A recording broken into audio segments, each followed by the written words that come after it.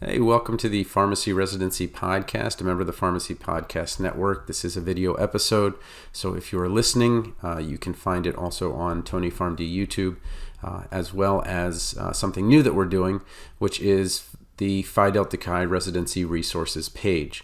So at phi-delta-chi.org/page/residency_resources, you can bookmark it once you get there the one time. What we're going to do is we're going to take the most important episode or two of the month, and we're going to put that in for the next month. So for March, really felt that what happens to those brothers that don't match is really our priority.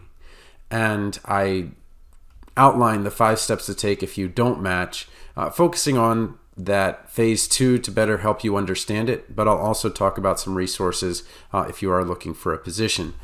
So there is good news and bad news. So let's talk about the glass half full first. The first thing is that, because of COVID and the need for vaccinators and things like that, there are jobs available for those brothers that can move. That's awesome. And the issue is that many coming into pharmacy school, their dream was to become a resident and move on to a clinical pharmacist position. When you look at the numbers, unfortunately, it's something that you kind of see in hindsight, but you don't necessarily see forward. Steve Jobs had a very famous commencement address at Stanford University where he said you can only connect the dots looking backward, which is understandable. And one of those dots is when you kind of figure out that if you do the math, if there are only about 4,000 positions, and we'll just use easy math, 16,000 graduating pharmacy students, it's closer to 14,000, then there are only residency positions for 25% of the graduating classes. Now, that being said, really only about 8,000 or 9,000 will apply for residency, but that's still a lot, and that means that only about half of those that want it will get them. And so what we want to do is make sure that we're supporting our PDC brothers that are unfortunately not going to match for whatever reason. And 1,500 students found out that they didn't get an interview, and another 2,500 in so about 10 days or 11 days, we'll find out, unfortunately, that they did not match to a position. The issue isn't as much that you didn't match and you can't get a job. The issue is that 2,500 people didn't match on the same day and are all looking for jobs. And that's the real problem, is that now as you contact maybe the district supervisor for maybe a community chain or something like that, well, they're getting a lot of calls. And there are going to be positions available in places that you probably don't want to go.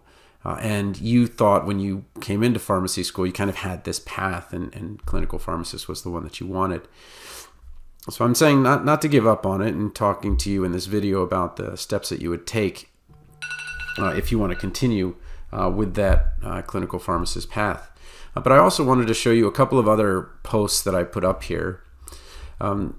You have done the rankings, and this residency ranking advice will also hold true for phase 2 should you decide to do it, though really in phase 2 you're going to take what you can get. But the 7 things that I felt were most important were that relationship with the immediate supervisor, whether there were co-residents or not, the location, the electives that are available, teaching and precepting opportunities, the availability of a PGY2, and then last I said staffing requirements. You can handle anything for a year, and I wouldn't trade an academic medical center, which has draconian 12-2 work with no work-life balance.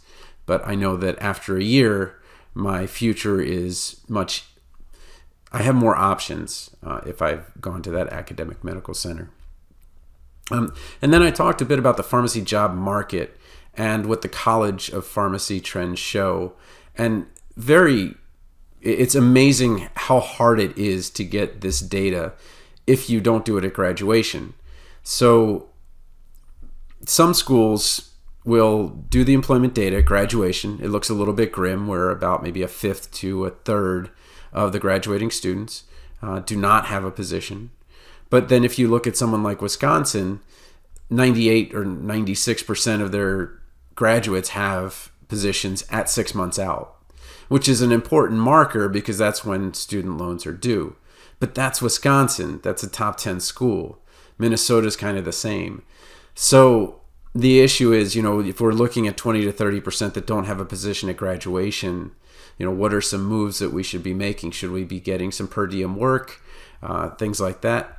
One thing to be careful of, and you want to look at what state you're in, but in most cases, your intern license is void if you pass the NABPLEX.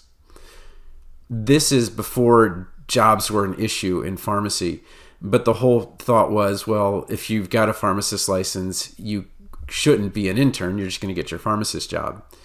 So I just want to let you know that you may lose your intern license the day you pass the NABPLEX.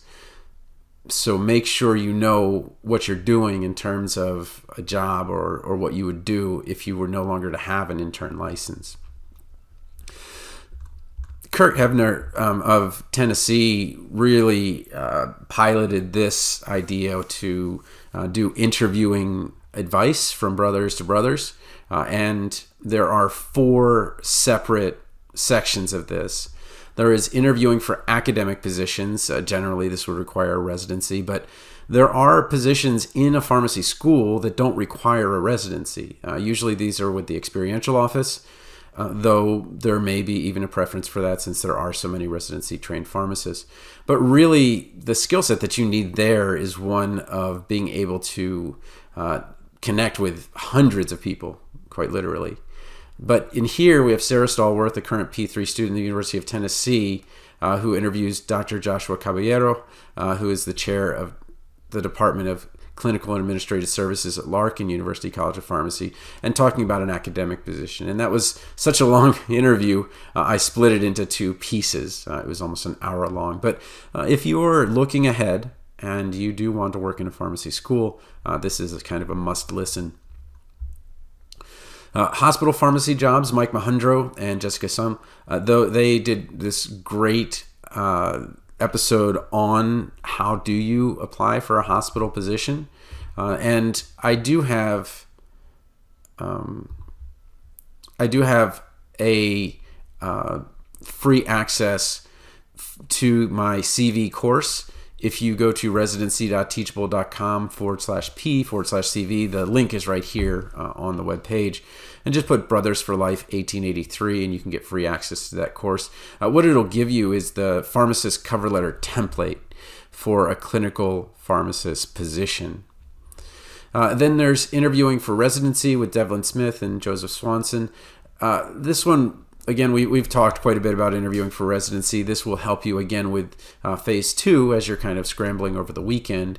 And then interviewing for community positions, something that you might be looking forward to if residency didn't work out for you. So again, just wanted to let you know that Phi Delta Chi and I've kind of worked together to make sure that we have these residency resources for you. They will be residency focused in general, but again, phideltachi.org/page/residency_resources, and you can find them all there.